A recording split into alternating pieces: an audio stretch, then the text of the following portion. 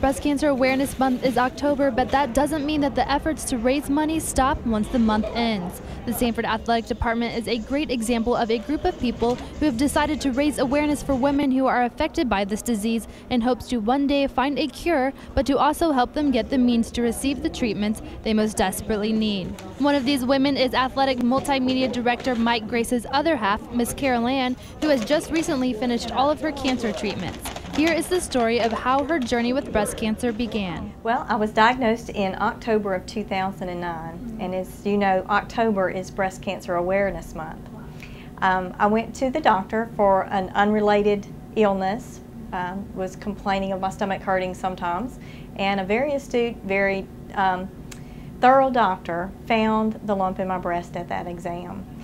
She sent me immediately for further testing, and from that day, we were very aware of breast cancer.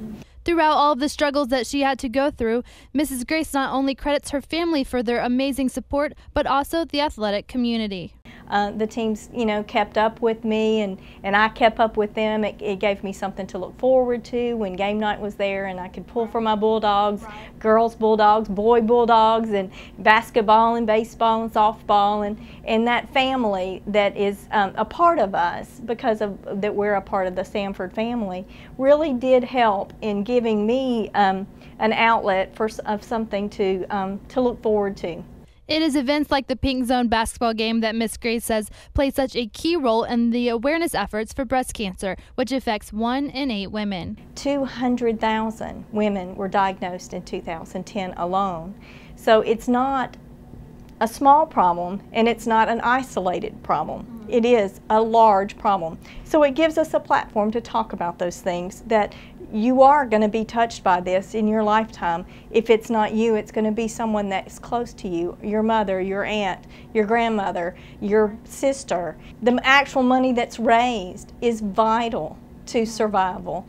Some of the treatments that I was able to take are a result of events like this, private funded research that has come up with great answers to specific types of breast cancer and treatments that were not available 10 or 15 years ago. So it's the research in and of itself is enough reason to have an event like the Pink Zone. The Graces are all too familiar with this disease, but like they mentioned, it is all the proceeds that were made by selling luminaries, t-shirts, and even admission to the basketball game that have helped so many women become breast cancer survivors. We look forward to hearing many more stories like that of our very own Miss Carol Ann Grace.